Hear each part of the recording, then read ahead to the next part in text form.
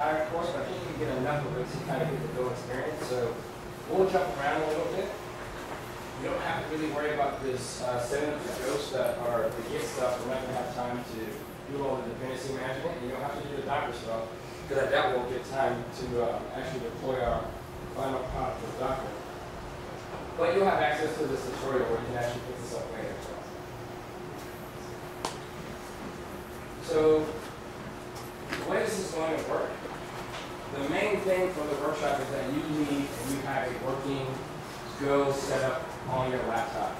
You know, we want to have the Go path set up, the ability for you to write Go code and maybe experiment with other people's code. So the first thing we're going to do is walk through installing Go. Normally what I normally do is have like a section where we walk through all the basics of Go, like what's a variable and import. But I'll just do that in the code walkthrough as we continue to make progress. So once everyone has Wi-Fi set up, how many people have Wi-Fi set up?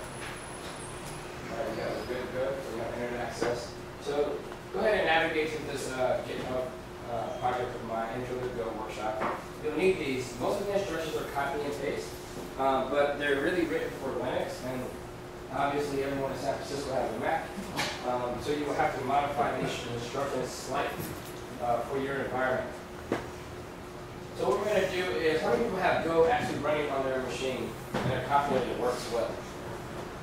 Good. So we won't have to do much here other than verify. If you believe your Go environment is set up, I'll ask a volunteer that has a good setup to explain what the Go path is, and we'll just gauge people's understanding of why the Go path is set the way it is. And we'll run Go and E and D on your machine just to make sure things actually are set up. So who doesn't have Go set up? All right, so let's just step through this. If you're on Mac, the way these instructions are laid out, we're doing everything through the terminal. So are you comfortable with the Unix terminal? A little bit. Okay, and then we have people pair up with help too. So the first thing we're going to do is go find the static binary for our distribution. And one site, you know, you guys all should probably have visited already, is the golang.org site. The instructions are for Linux, but what we're going to do is for people on OS 10, I tend to use the distribution that comes from the Google guys. I don't use brew install. Early on, brew didn't include all the things I needed for cross-compiling, so I scrapped that method and just download the tarball directly from the golang.org site. So here I'm navigating to installs. I'll back up really quick because I missed it. I'm on the home page. I click download Go. I click here to visit the downloads page. And for most of you, you're going to want this. I don't usually install it. I tend to suggest it with this Go 1.3 actually finish and live. Wow, today we get an answer today. Listen, I have been hacking this morning. So we can try this Go 1.3. It should be fine. It should work just fine. And usually you want, if you're on a Mac, you want the Daro, so it's going to be named after your kernel. And the one that's for 10.8 plus is what you need. So download that tarball there. And most of these paths should work after you do that. This you're going to extract the results on the user local. And if you put things there instead of where you actually feel like you want to put things, your life will be easy. I've noticed some people start out with Go and they choose to put the Go install somewhere else and have to deal with issues because the environment variables aren't set correctly. Setting Go root causes pain. So just try to follow the instructions that are in here, modifying the paths as far as what you're downloading. So most people should be downloading the binary that you got from the Go website for your platform. Actually, okay. Oh, well, you can't do Wi-Fi, you say. Just tell them about it. I'll just tell that. Well, I couldn't go off.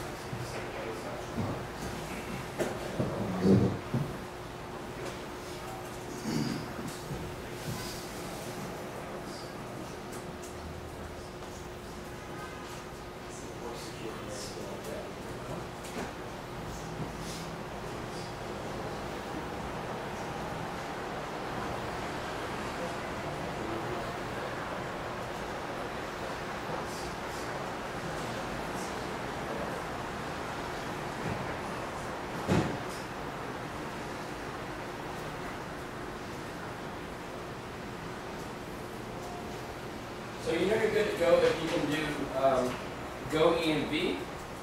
And I'll put this on the screen. If your Go ENV is set up and you're able to follow all the instructions, one thing that's going to be important here is the Go path. Having our Go path set correctly, I normally just put everything in my home directory. You'll see that in the instructions there. I was using the environment variable home. We'll move this over from the last first. The Go path, if everything is set up correctly, then we can use all the conventions of things like Go get, Go build, and we don't have to deal with things being in weird places. Because everyone has like the Go binary cells and all. Alright.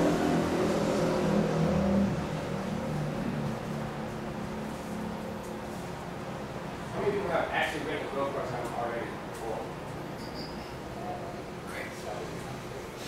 Almost everyone. Alright, so the next thing we're going to do is, if we go back to labs, we're going to really quickly write for some of you, your first Go program. So it's just a hello world. Make sure your Go path is set correctly. If not, you're going to be in the wrong place and you will struggle. And I will giggle a little bit at you because you chose to do your own thing. What we're going to do here is, in my case, the file already exists because I think I've done this before. And I'll delete it so we can be at the same level.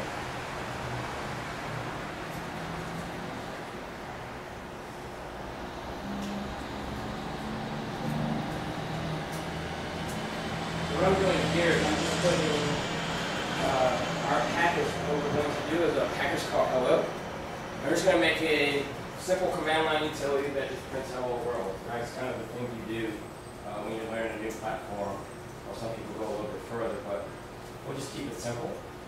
Could you say the URL for your GitHub repository? Okay, appreciate that. I'll put it up here really quick. Here, let me just do.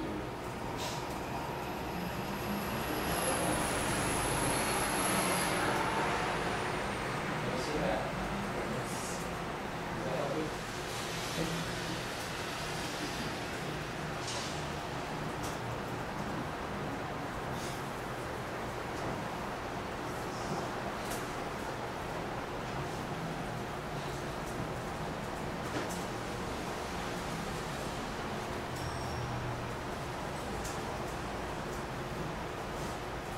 Will help you like go install it. I will install. Okay.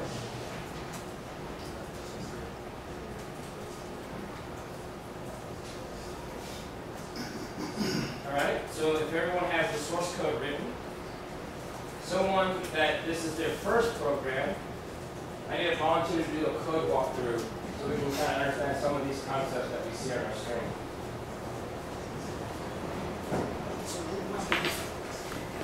Okay,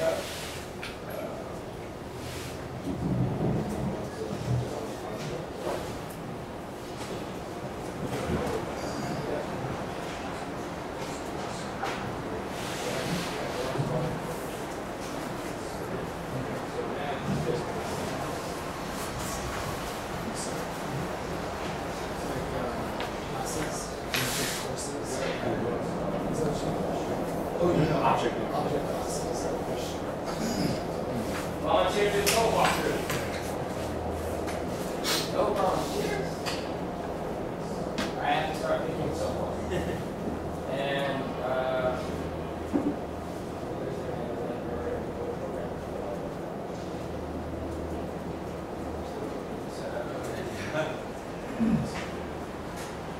I'll do it. you'll do it? Thank you. I'm like Fantastic. midway writing the program, but you know what? I can back up. No worries. So there's the source code right there on that monitor. Yeah, that's Okay. all.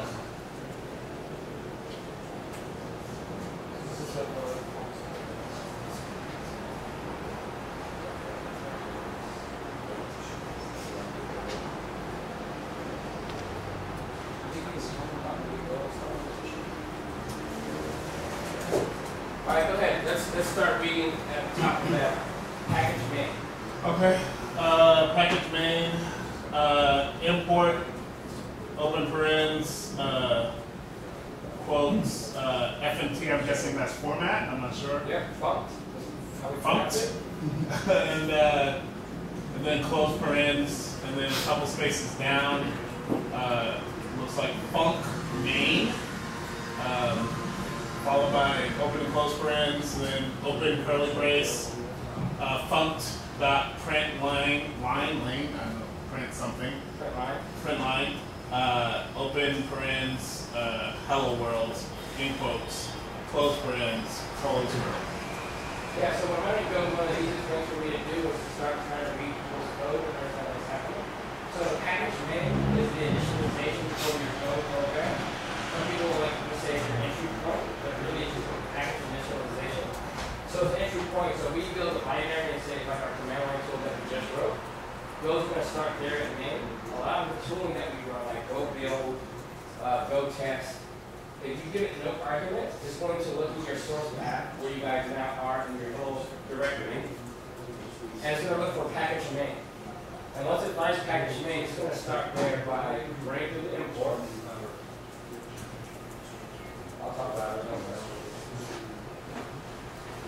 And the first thing we're going to do is import. So the declaration we have there is basically you're going to import a bunch of things. We can import one or many things there. What we do is import for time, import HTTP, a lot of other packages, but to keep it simple, you'll see something like this. You declare more than one statement at one time. So here we're basically importing the function. One thing you'll notice if you come from a Ruby or Python background or some of the other scripting languages is that you have to use the qualifier all the time. And you'll notice that the print line function starts with a capital P. Can anyone guess why the capital P is important there versus the lowercase?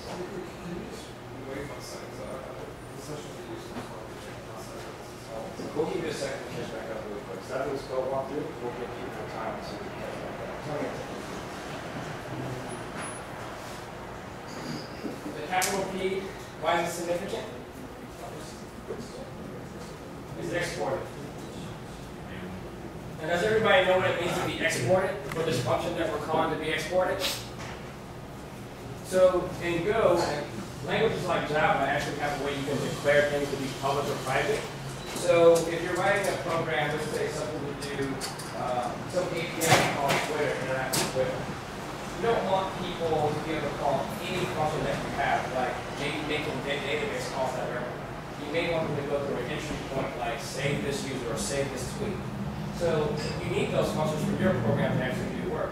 So what we do in Go, instead of, if you're using Java, we have to declare some of our methods public and some of them private. And use those keywords to make things exported so that people can call our libraries. And in the case of Go, just giving a function a capital letter exports it automatically. So you don't have to say that I am making this particular function private and this particular function public. So if you're reading Go documentation, and I'll show you my workflow. So if I run across a new import and I want to see how it works, I basically usually keep a bookmark. But if you go to the documentation for Go is really good. So if you go into documentation, or actually for packages, and what you'll see is you can search for the func package. They'll have good documentation about what the func package does. And at the top of all your Go doc, you'll have this index of all the functions. So in our case, if you were curious about what printline does, if you go to the Go doc website, it helps you kind of navigate what you can do there. So printline is basically like printf in a lot of languages without the formatting. So this will just take a list of strings, actually a list of interfaces that. So this empty interface is like anything. We can give it an integer, a string, a person object if we're doing any objects there. And it will figure out how to print that to our string for us. So it will figure out how to translate the integer to a string, print the string correctly, or anything that had a string method, it will figure it out for us. And when you pass the dots there, it means it will expand that list and do the right thing. And it's all capital. If we click on Go doc and we click on, let's say, print line, you get the source code. So some people are actually interested in implementation. So the documentation for Go, all the programs, even the code you write, we'll see in our examples. If you click on the links in Go doc, it'll take you to the implementation. And if you notice here, there are some functions with lowercase names. Those are private. you won't be able to call those. So if you're walking through the Go source code and you're like, oh, I want to just use that function, and you try to call it, your program won't even compile because you try to hit a private method or function. All right, so I'm going to quickly walk through the things you should have done. So we're in a package called hello, usually by convention. The name of the directory that you're in is usually the package name, and that has a couple of ramifications. So here I'm writing our source code, which is main.go. And one thing you should take note of in Go, they are very opinionated about how you write source code.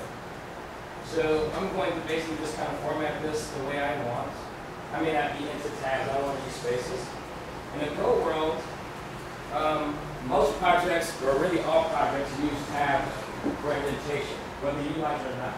So if you contribute to someone's open source project, they'll probably tell you to go run Go func over it, so you can use the standard formatting. And this is just something to keep all Go code readable. I stopped worrying about it and just do it. So Go comes with a bunch of kind of command line tools. So if you run go-h, there's a compiler, there are builds, there's D&D that tells us about the environment. And there's also things like Go func that will format our source code. So really quickly, we wrote some source code. And if I run Go func over my main package, this is what this is going to do. It's going to search for package name and just try to reformat things for me. And if you look at the code now, you'll see it's been formatted with the tab styles. So when you're contributing and writing Go code, a lot of times I kind of format things between going and right before I commit on it, Go func. Or I just have it as a commitment, so when I check it again, I can format it. Unlike Ruby or Python, you can't just, well, in a way you can call Go run and give it a source file. Can you just let me catch up here? So we have it installed now. So what? We won't be able to open the screen here. I have Go installed. And so I need to catch up to it. What's the best way to do that? So actually I'm walking through everything you need to be able to catch up. So let's get over here to labs. And we're going to do hello world. So you should get code installing.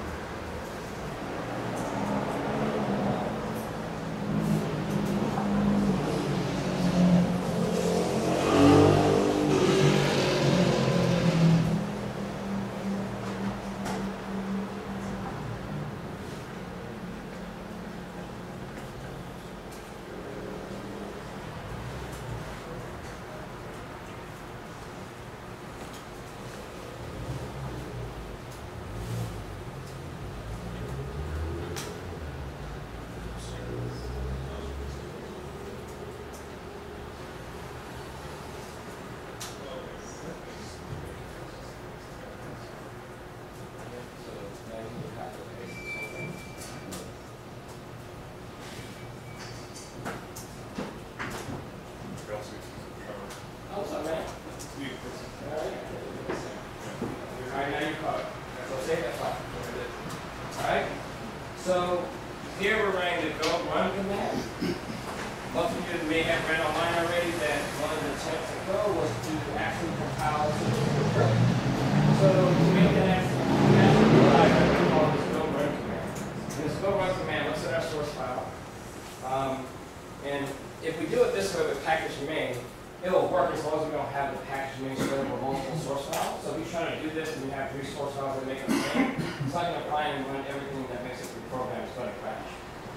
So if you run main.go should work, or star, it'll find all the package or source files that make a main, compile them, and execute them. And then clean up the underlying binary. But in our instructions, we want to be a little bit more explicit. So what we're going to do is we're going to call go build. We're going to give it an output file name, and we're going to just say dot. So in this current directory, I want you to look for package main, find the source files, compile them, and give me a binary. So if I run ls here, I say I have an executable in my directory. Now we named it explicitly main. If we didn't give it a name, it will take on the name of the parent directory where you are.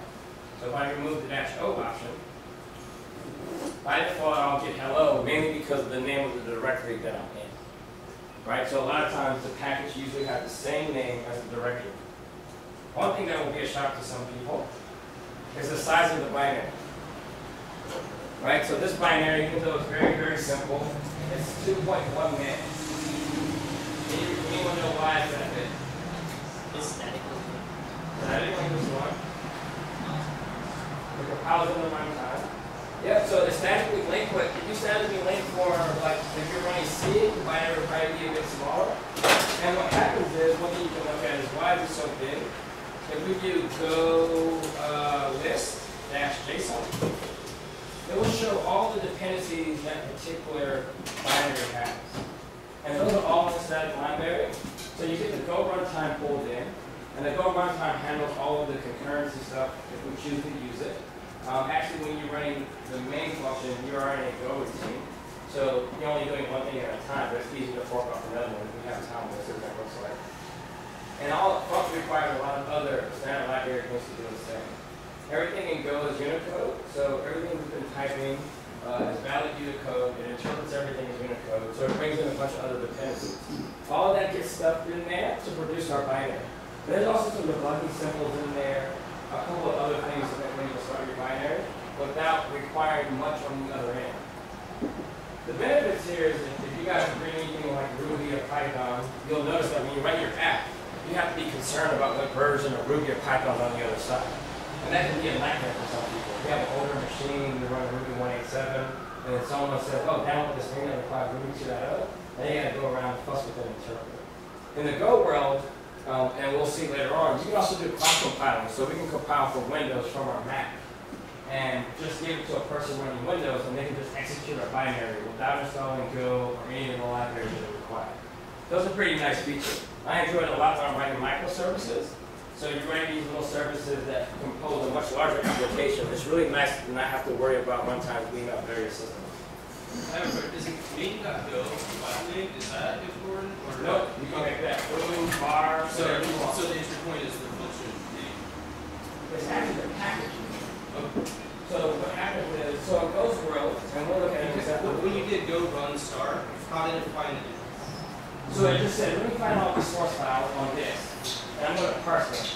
Oh, this is package name. This is the starting point. That's why at the top of the Go file, you indicate the package. So if you open up the source file, the first package name. Okay, okay, that's what I was. That answered my question. All right. So one concept that you guys will see out in the wild is packages spread over multiple source files. So here I'm going to declare a variable really quick. I'm going to declare a variable called names and Kelsey. And then here we'll use the funct, the formatting package. This kind of works like in C or other languages that you've seen before. And we're just going to use the variable. Now, if I put it all in the same package, it should run as expected. Right? Hello, Kelsey. But one thing you can do in Go is we can do, let's just say name.go. And then what we're going to do is remove this line from this package. So we're going to declare this variable in a different package or in a different source file. Same package, different source file. Right? So we have to still say package main here. And then we can declare a variable. And what will happen, well, we said that won't work, right? So we talked about that before. We say go run and we give that file name. It can't find the rest of the source files, so it doesn't compile correctly. This is why most people don't use this as the primary way of doing it. But if you do go build dot, it finds all the source files, basically pushes them together, and then our binary will work just the same. Right? So when you're thinking about packages in Go, what's different from a lot of languages, in Ruby you declare module, and that source file represents the module. Or in Java, that source file represents the file.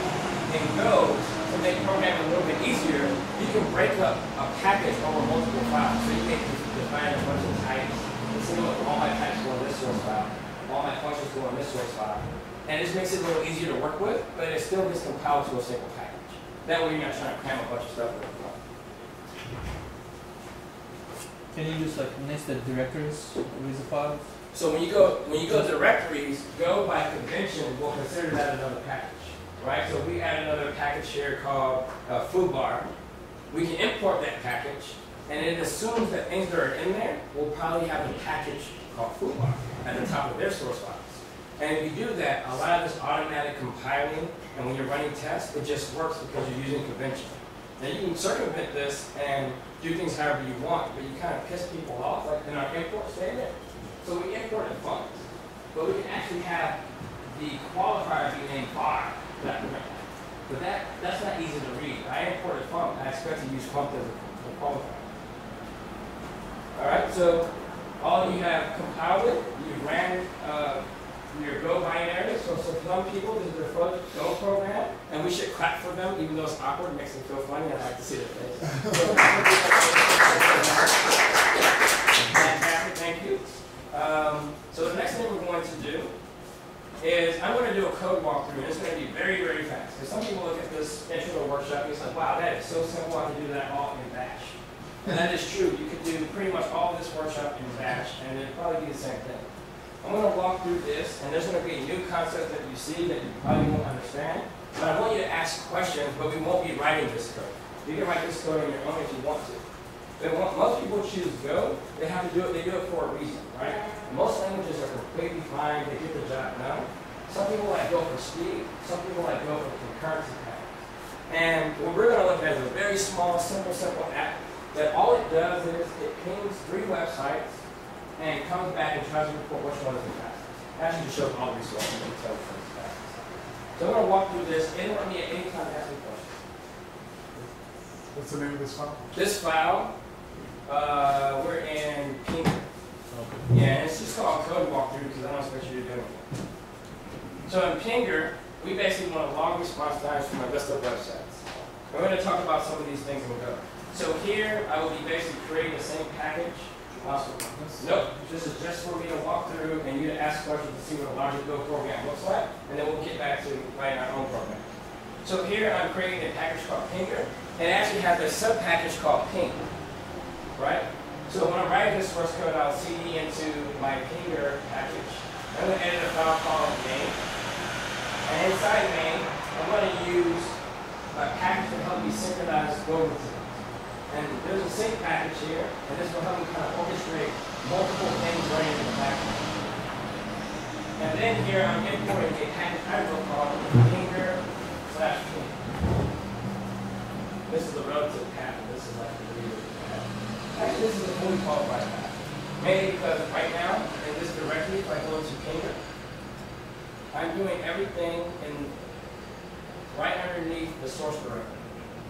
So this would be my fully qualified path. And we'll see one where we'll start using like GitHub URLs and why that's significant. But right now, we're just assuming that we're not going to use the Go tool to kind of fetch this automatically from the network. We're assuming that this will be just fine on a local machine. All right? The next thing I'm doing is defining my main point, so kind of an entry point, if you will. And now I'm defining a slice of strings. Now this is a little bit different than an array. In most Go code, you don't work with arrays directly. You can, for performance reasons, But for most people starting out, it doesn't make sense to think about arrays like I really only want 3 things in this object.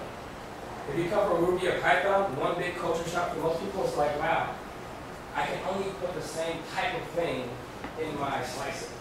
Right? Now, there's ways around it. We're going to talk about that right now.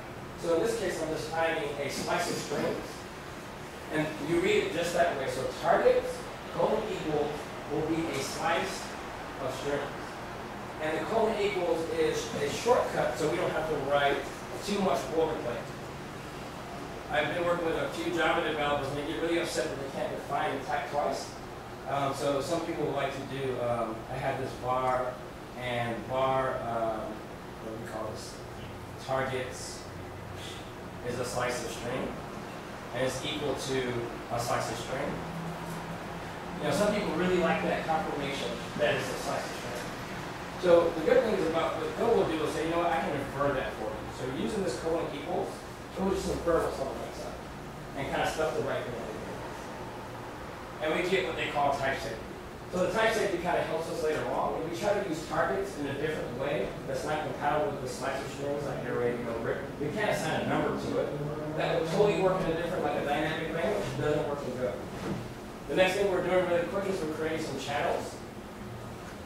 And how many people understand the concept of channels?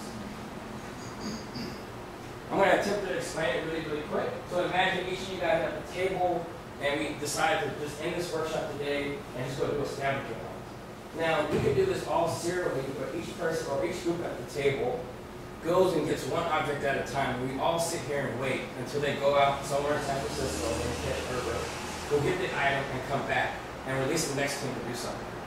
That would be incredibly slow, especially if we know that each of these teams can act independently. We just have to let them go and do their thing.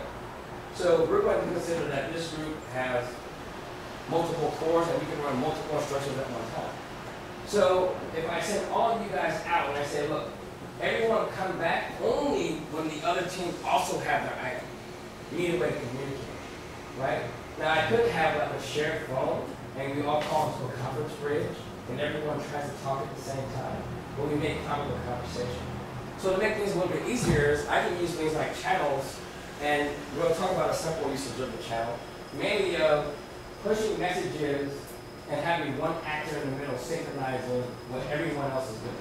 So I'm going to kick everyone off in the background and give you guys all a unit of work, and I'll also give you a channel in which you can communicate back to me. So I'll stay here and say, hey, here's your cell phone. You guys, your team goes out, and you guys have the number to call me.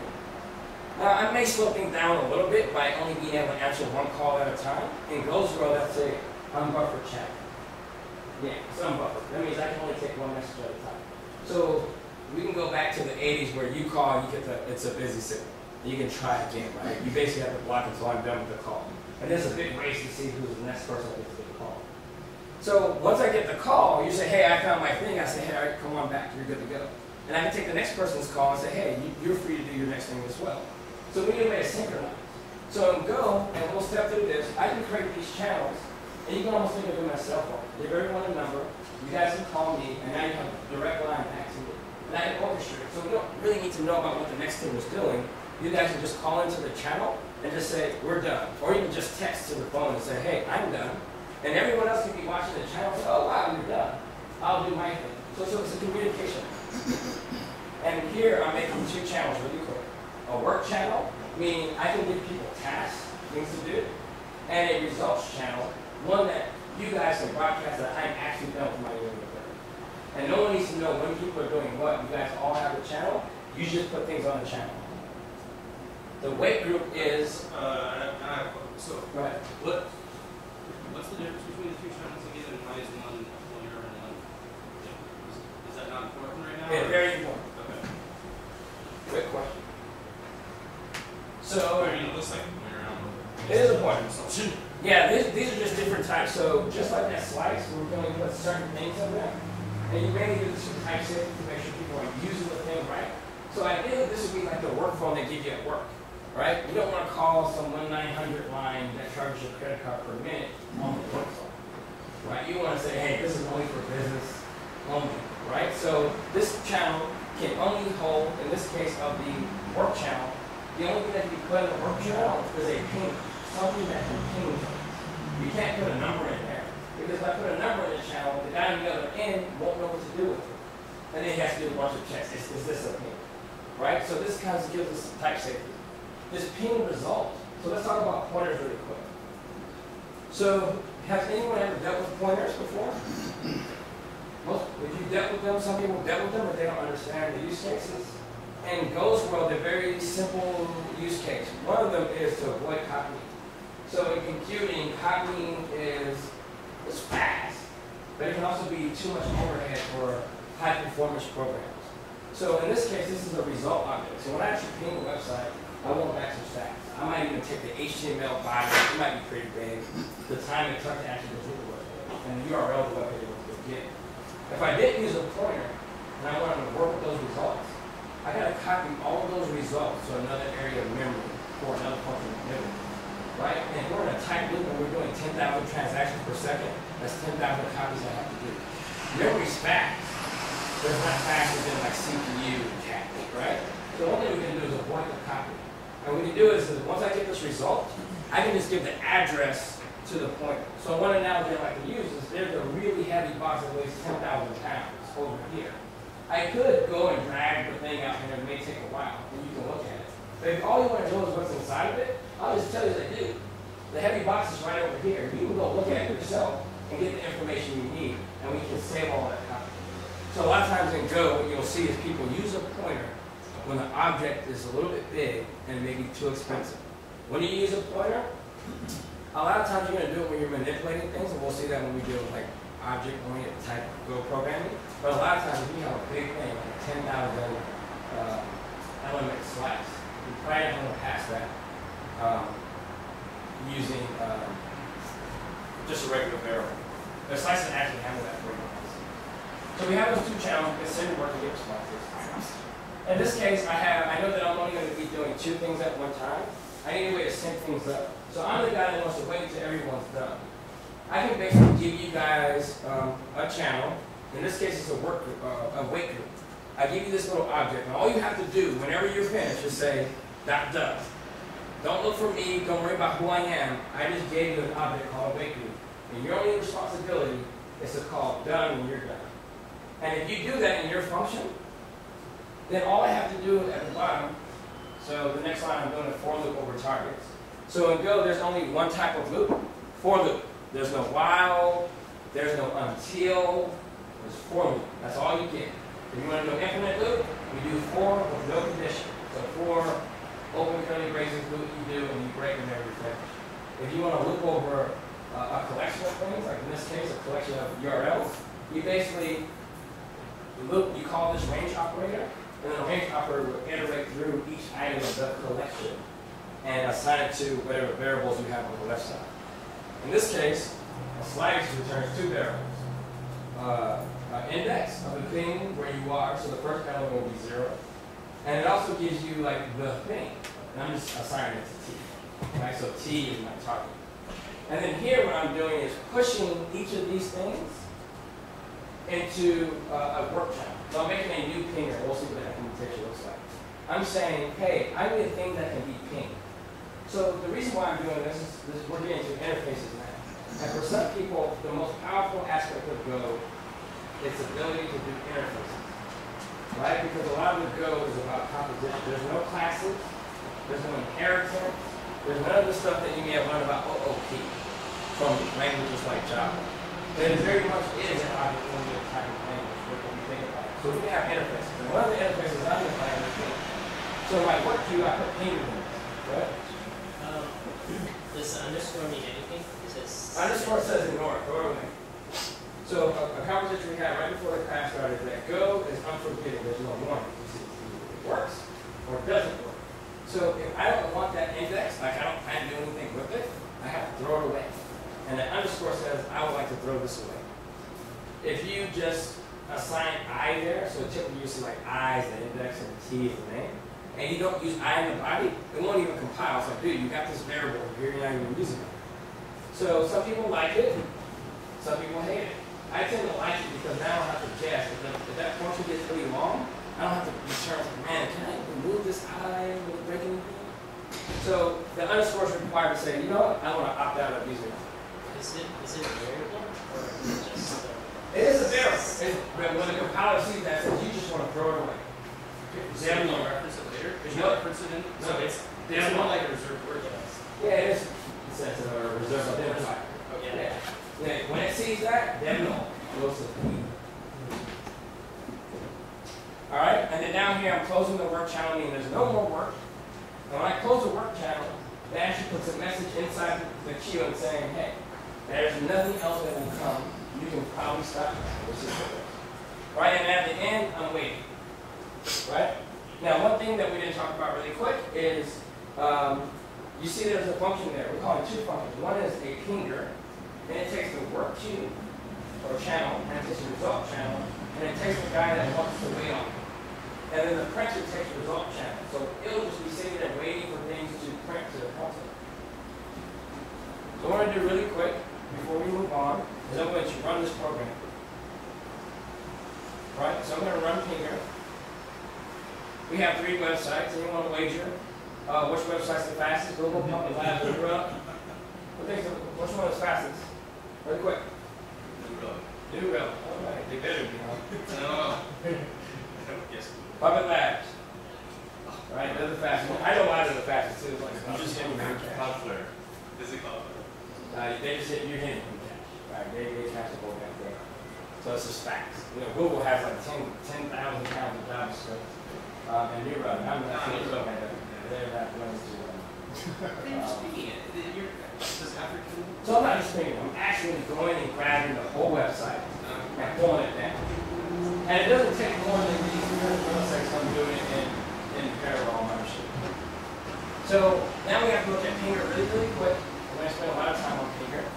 But Pinger.go is a function that can ping. Right? It takes in the channel of things that want me to call ping on it. So in this work channel, I assume that there will be pingers. And really quick, we're going to look at what a pinger is.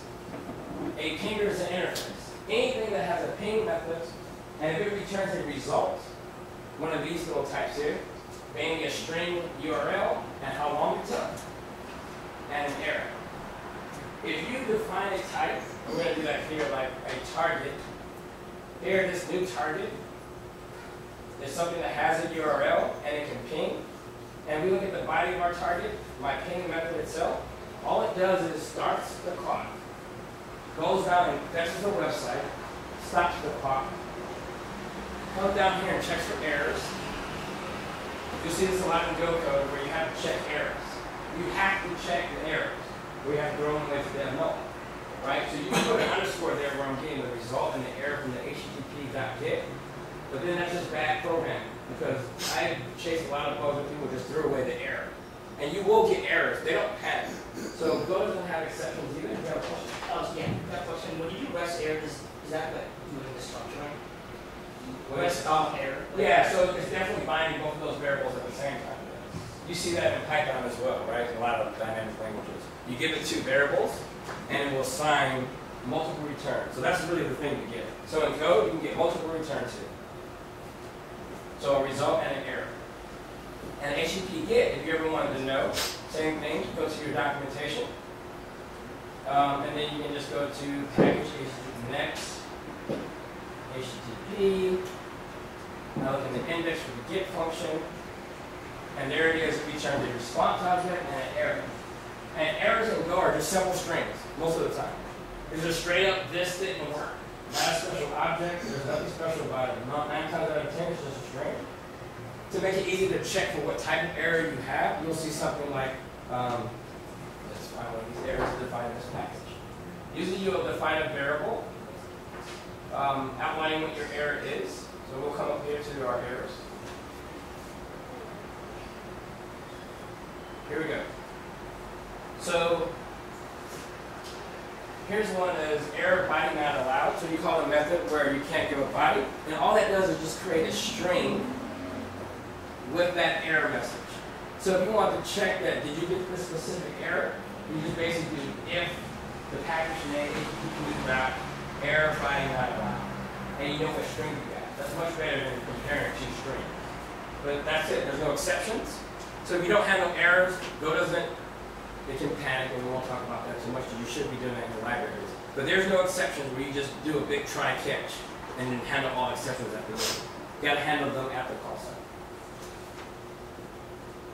All right, I'm gonna wrap up this whole pinger thingy.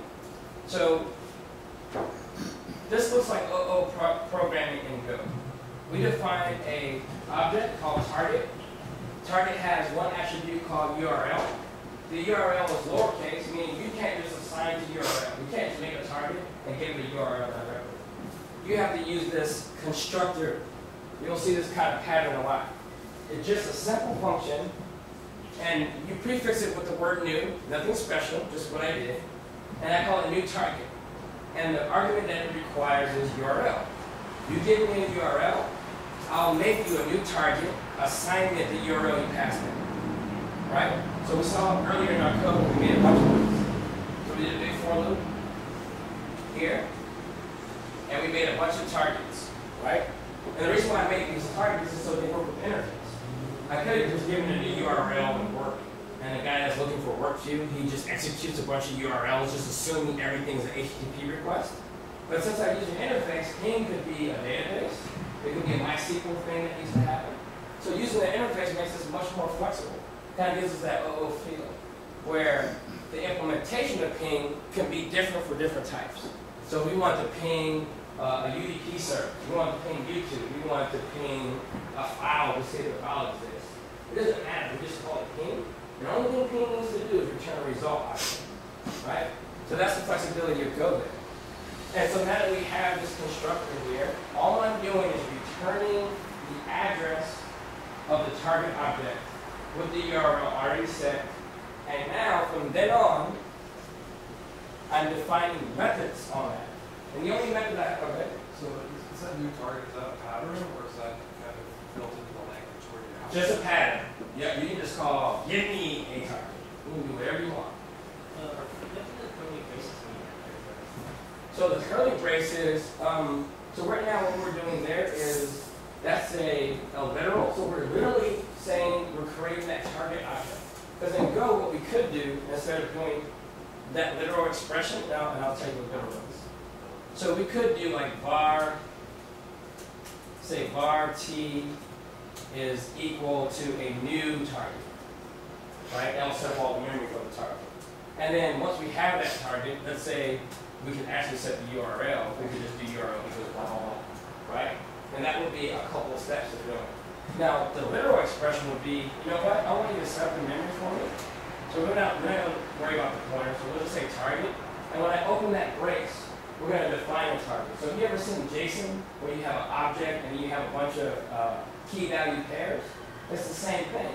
So if I want to define the target here, I'm going to do it the long way so you can kind of see what's happening. URL colon equals whatever the URL gets passed in as.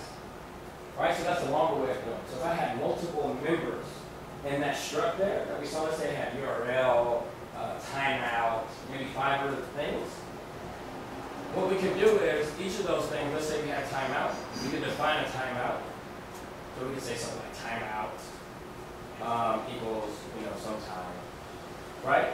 Now what we saw on the other side is since we did everything in order, we can omit the key name.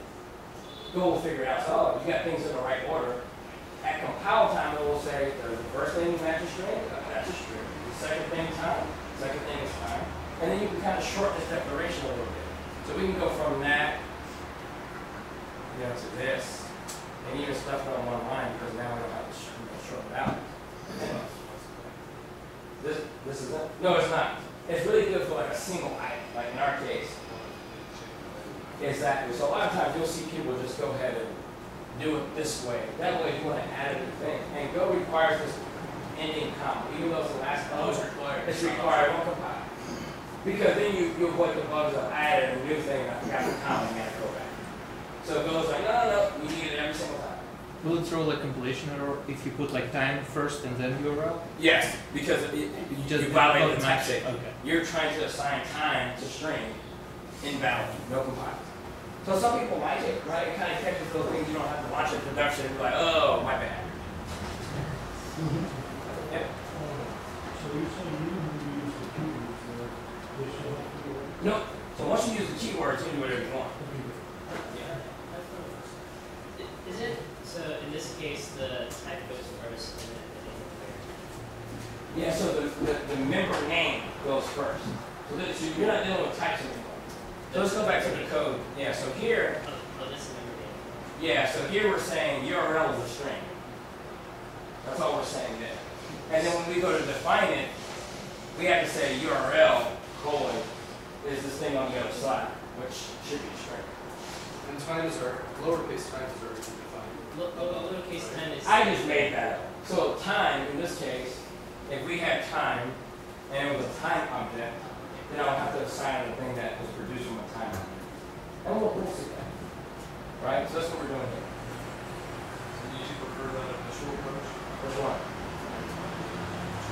So in the source code, if there's only one item in there, and you'll see this throughout the standard library, if it's only like one item and maybe two, that you're doing it in the constructor, right? Just return it on one. Just kind of makes the code really tighter, right? But now if I had 3 things to fill out, I might just prefer the longer route where I'll be very explicit with the names. And you're also getting explicit with the names when you're throwing this thing out one at a time. You may say, no, I'm going to initialize this with only 3 of the 10 things required. Then you got to be explicit, right? You can never do it in order. You have to be explicit on what you want. Right? So once we do that, we return target. And now look at this function here. Still a function, right? But now we're in method territory because we took that type. And we said anything that's a target now has this ping method. So one thing to think about this is, let's say you started writing your code and you didn't do any of this kind of method stuff, and you just wrote like a little thing to hold the URL, and you had a function that's facing the URL, but then you want to refactor it. You can just drop right in and add this method and say, hey, here's a receiver. So the thing would be like t.ping. T would be the receiver. So if you look at our code, how we're using this, when we say we want a new pinger up here, T now is a pointer to a pinger that was returned on a new constructor. Right now we have that pointer, we can just call it .ping. And what happens with the compiler is when it sees that usage of .ping, it just basically moves in that target here. Basically, it's another argument into the function if you think of that. So it would be like calling .ping, putting T as the argument, and then that gives you access to T inside the body of the function. And you look down here in results, or the thing that I'm actually calling this HTTP commit, I basically have access to T right there. And it's an easy way, instead of passing a long bunch of arguments inside of every vector that you have, like you have ping, URL, time, duration, that's a nasty way of doing it. I can just pack everything into a struct and then define a bunch of these methods, and it gets really clean because now I can call things inside this method. And it also works really nice when you have private data, like this URL. We don't want people changing the URL. So when I give this guy a ping here into the work queue, I don't want him to find a brand new URL for me. I gave you a URL. Don't worry about what the URL is. Just call ping, and it will do the right thing. So your job is to only call the ping command when I give it to you. You don't have to know anything about URLs. And that kind of keeps the code clean. All right, so the last thing, when we look at the guy that does the pinging, right, this is this other source file with the guy that's he's the packet name. So you saw where we were pushing pingers into the work queue. Now I'm in the infinite loop right here, right? I'm in this infinite loop and I stop at that line where it says W, OK. That's a pattern you see in code quite a bit. Because in that channel, if I close the channel off, it's going to put like a null value or a nil value in that channel. And that OK will let me know that happens. So I'm going to close the channel. And that Boolean OK will be false. Now depending on arity, the number of variables on the left-hand side, that function will work a little different. I could give it just W, and it won't return 2 values. The compiler will say, oh, you don't want that other thing. I won't even pass it to you. But in this case, we want both. So I can look forever, and if OK, meaning that channel got closed, work, that's like a signal. The guy that says close this don't work, it's signaling to this guy that he can stop. So if OK is false, that means the channel's closed. There's no more work to do. Just stop and exit. And then we go down, and now we're just saying ping. So one of those pingers came in the work queue, and I assigned it to W. And one thing we do here is we block at that line. So when I kick off all of these functions, all of these go routines are in the background. They're just sitting there waiting for something to show up on that channel. And until I push up into the channel, it won't leave that line. So the first unit of work that I drop in that queue, it's going to start working. And it gets down to, oh, I got a W. W is a pinger. I'm just going to call that ping. And the compiler will catch this. So if you spell ping wrong, it's going to not even compile and give you a binary that will blow up later on. So it's going to break right there before you actually deploy it. And here I'm just calling ping, and we saw what ping does, is you resolve an error. There again, we're checking our error, and in this case, we just log it. And if there's an error, we're just going to continue. You see this a lot when you're doing concurrent programming, where you know you have a long-running function in the background. Its job is to continue to do work no matter what happens. So you don't want to call exit on it. If you call exit, it's gone. That go routine will shut down and die, and there's no one on the other end of that channel. You end up with deadlocks this way too, because one guy puts something in the channel, he blocks until someone takes it off. And if that doesn't happen, you're effectively deadlocked and you're done. Your program will just sit there and hang indefinitely. Very hard, tricky bug to troubleshoot. Is continue optional there, or just making it explicit that you are? No, so if I didn't put continue, it will try to go down and put a result in that queue. Oh, I see. Yeah, so if I don't do anything, it's just like, well, that happened, I'll run this statement and then continue on. So now we say, well, if we got an error, let's just start over, like you do in any language. So now we're back to the top waiting for this to work. And then down here is if we get a successful result, I don't use else. So a lot of Go code, people do not use else. They don't do get else. Like just handle the thing with if. And if that takes you or exits you out of the function or starts over the loop, do that. And then just go ahead and do the next thing you want to do. Don't worry about this whole else block. And then here, I'm just taking that result and put it in the result channel. And the result channel is for, I don't know who's listening to the result channel, right? I didn't start the guy that's listening to the result channel, and I don't even care. My job is to only say, hey, I have something. I'm just going to put it in there. I don't know what function is that. And this is important because you hear the term company. If you ever written code that knows too much about each and every other function, it gets really hard to work with that code later. It's like, oh, you changed the function name. In this case, you can change the function name and never come back here because he doesn't know anything about the guy that prints results. He's just like, hey, whoever's listening to the result channel, do what you do with it. And then we come down here and we're saying we don't have any more results that we're ever going to put in, so we're going to call those too. Because that guy that's waiting for results, he's sitting there doing the same thing I'm doing. He's looping forever over the result channel, waiting for results. When I close the channel and say, hey, anybody listening to this channel can work. There will be no more stuff coming. You can all shut down. But I don't even know who they are. This makes it really easy to think about. You can do procedural style programming where you make simple functions that do a thing and you communicate with channels. Don't worry about who's listening to it. So break is the only way to do that. Yeah, so break can continue to affect the closest loop that you're in. So if this is a nested loop, break will only break down on one.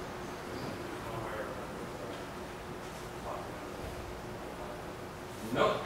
Yeah, and there's no stack traces. So most libraries in Go don't just like, why, it just blew up. I mean, you're like, whoa, what the hell just happened? Most functions are going to be nice and say, here's a result that you wanted, it may be nil or maybe garbage, and here's an error. It's very important that you just check the error before you start doing stuff with result. Result may be garbage. So just check the error. Now, Go does a thing called a default value. So if something returns a string, it's not going to give you some nil thing back. It'll give you the default value for string. We all forget what the default value for string is. It's an empty string. The default value for an integer is 0. And the default value for a pinger is just something with no URL. An empty string for a URL. So all the default values for everything else is no stuff. Right? So that way you don't get things like, oh, it's just a catastrophic failure. So you can just use things right away without initializing. It's a big departure from C. You don't close it at the end, you're going to go somewhere. Where? That closes off? Well, I won't get a memory. I'll just have this other guy waiting forever. Oh, He's just sitting there like, hey man, I'm waiting.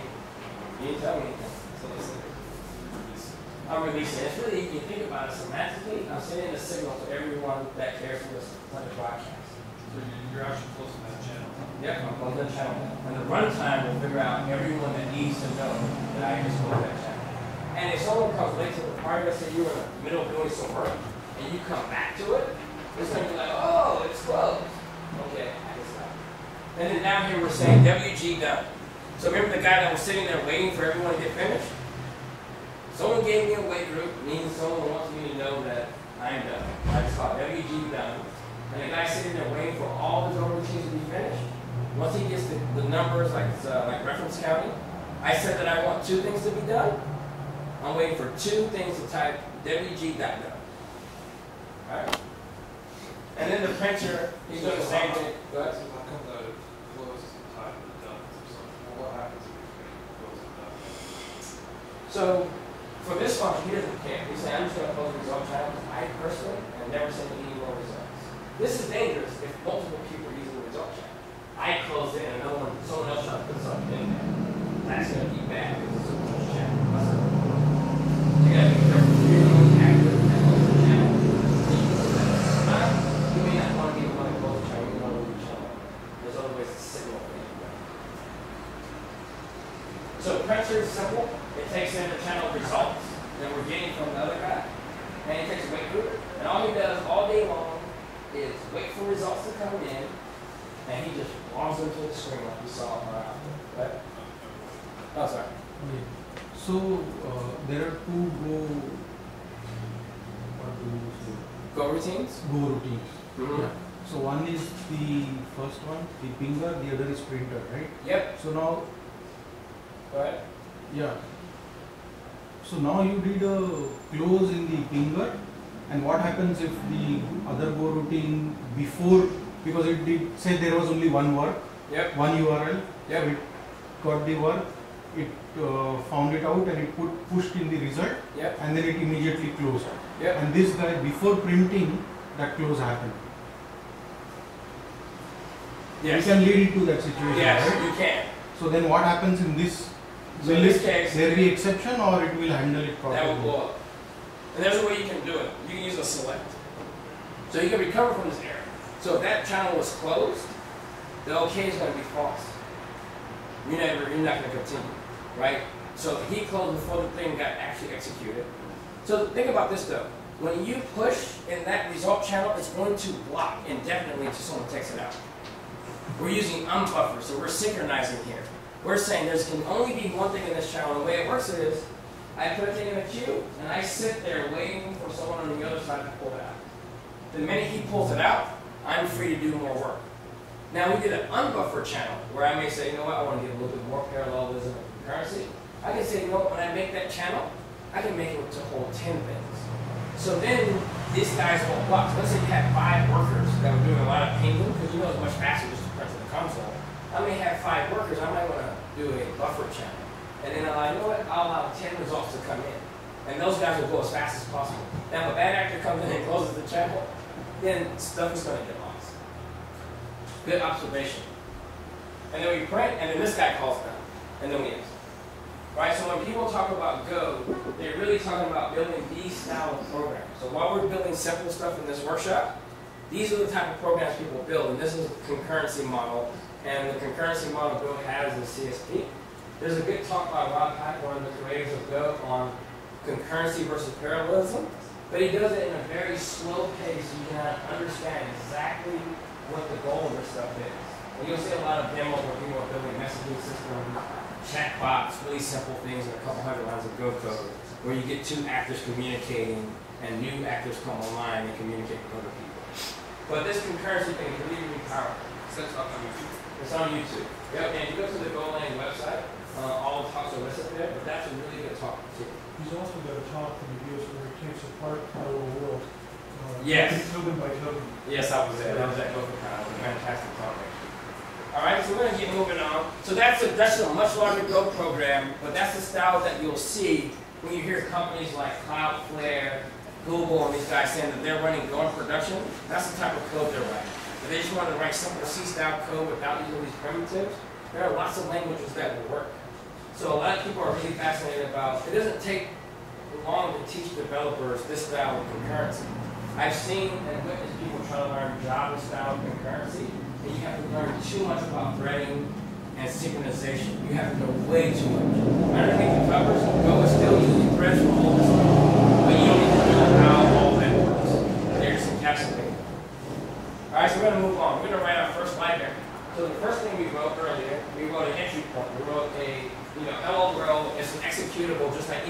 executable you've been using. Now we're going to write a library, but this library won't be an executable, and we'll figure out how we can demonstrate that it actually works, mainly writing data types. So here, skip. I'm going to write a package to convert CSV to JSON. Many of you are probably familiar with CSV. If you're a manager, you're probably very familiar with Excel. Same thing in text format. And JSON is like the thing that, I don't know, gets people excited, mainly because you have a better representation on the wire of an object. So if you've never seen JSON before, man, you've never seen JSON before. That's okay. We'll see some in this workshop. What we're going to do is we want to follow along. You already have your Go path set up. And that username there, put your username. If you don't use GitHub, put your first initial, last name, however you want to work it. But don't put $ username in that variable. Like I said, it's an environment variable. And if you want to use the variable, what I'm doing is export username equals Kelsey. Right, and I just did that for making it easy for people to copy and paste. You know, they want to copy and paste verbatim. So you can take your time to walk through it, but what I'm going to do is move a little bit faster so that we can get more in this short time that we have. And I recommend you just copy and paste in this workshop. I usually like to do this when it's longer, where we actually type in all the code so you got to get a feel for the mistakes that you make, you know, the indentation patterns, those sort of things. The copy and paste will kind of get a similar feeling here of the structure of a Go program. So I'll just copy and paste this whole thing in here. So there's errors, I will paste them to and basically like to fix them on the fly. You'll notice one thing right off the bat, they don't have package range.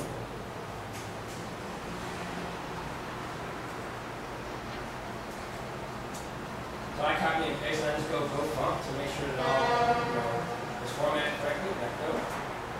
Right? Mine actually needs some fixing.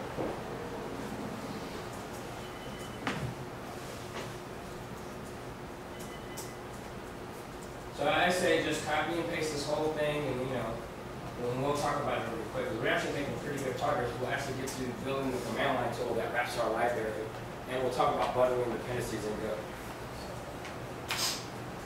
So if you notice this file, I'm actually running the file command on a specific path. You're not on a Linux machine, so your kernel is going to be instead of Linux there. If you're on a Mac, your kernel is called Darwin.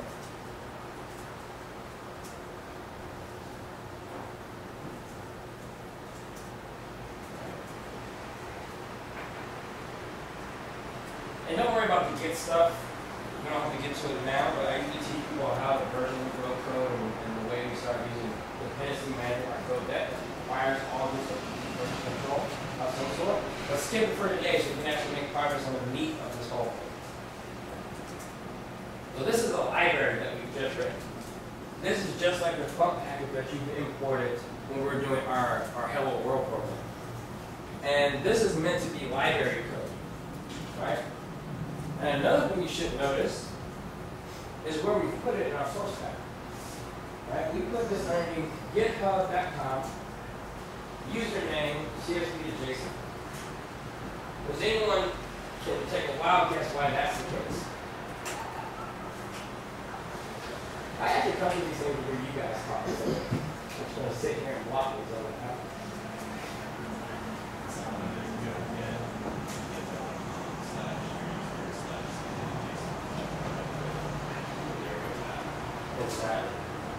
Exactly. So one thing that's nice about Go, it's novel when you think about this from the C way of doing things, where in C you got to have all these libraries. How do you get them inside your system in your library path?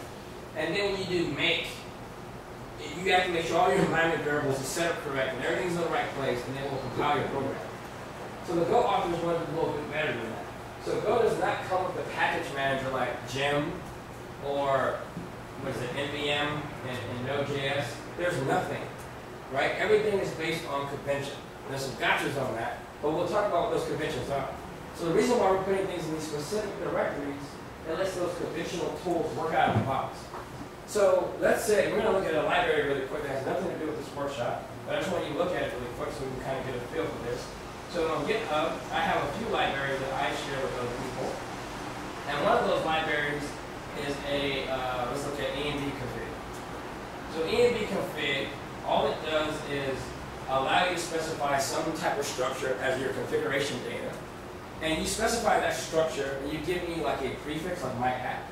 I convert your structure to environment variables, like those that we see there, and automatically assign them to the right thing for you. So you can use environment variables to drive your configuration. But the most interesting part is this example. So if I were to write this code, like if you copy and paste this code into a working program, you'll notice that my import path here is not just a simple import path like func. The Go compiler knows where to find func. It's actually an assignment library. So when it goes to search for things, that's how I know that is. But this GitHub Kelsey Hightower ENB config, that looks like a URL to me. And it will actually go out to the internet and attempt to download that package and assume that that package has the same file structure that a proper Go library would have. So if you look at this, you see doc.go, ENB config.go some test, and it will take that whole thing, check it out, put it in the right path to match that import statement on your local system. So if you did a Go build, it will complain, but you can call Go get and it will resolve all your dependencies, and some of them are on the local system or some happen to be on different hosted repositories. It will go and grab those for you and put them in the right place in your source path, and then do the compile. But say this ENB config had different versions, and I want to only go for 1.2 and not 2.0. Exactly. So this is a big hang-up when you talk about compiled languages. So the computer scientists that the guys are that invented Go, they don't believe that's a solvable problem. And the truth is, it's not. You can't really solve the dependency problem, right? You think you feel good that when you import that, you do bundle install, and it says, well, I need Ruby gem 2.1, and then that thing needs like 88 other dependencies, and those need 88 other dependencies. You really can't make that work and guarantee anything, because RubyGems.org, you can just update another version and overwrite 1.0, and now you have a new 1.0. As silly as that sounds, when you get a new 1.0, things break, and it happens a lot. So in the Go world, they're like, yeah, version numbers are abandoned labels. You want the source code, right? You get the source code on your system, and you do a build. And if that build works, you might want to check in that source code with your project. And you'll see that with the tool and the example called GoDeck. Now, the versioning can be done, and there's a way to do this in Go. So to recap, in Go's world, there's no such thing as versions. The way Google does things, and I think everyone else should do things this way, now that I agree with all of them, is that the source code that you depend on, you shouldn't randomly be installing that at deploy time in production. You can imagine like the security risk there, right? You depend on my ENB config. I put a little backdoor in there that just gives me root access to your box. Because you run the root as root. Most people just launch processes as root. You just grab my library at deploy time, so I'm immediately in production. Thank you. You get no code audit, you just did that. What's even worse is if I delete my GitHub repository, you have no way to build your app anymore. That's pretty sad. So what they believe is that you should keep the source code checked in next to your code. Now, for people that do want to check semantic versions, that URL that we saw, you can actually put redirects on a server to point you to different semantic versions. So there's a tool called Go Package In, and what that does is go pkg.in. It answers that question for you. And it actually works automatically. Someone sent me an email and said, hey, Kelsey, you put a tag on Go ENB called 1.0. And as soon as I did that, it automatically showed up in this URL. And now someone can actually import, let's see if we can find it. Go package in, I forgot what the label is. But basically you do go package in / where's my thing called? ENB config.b1.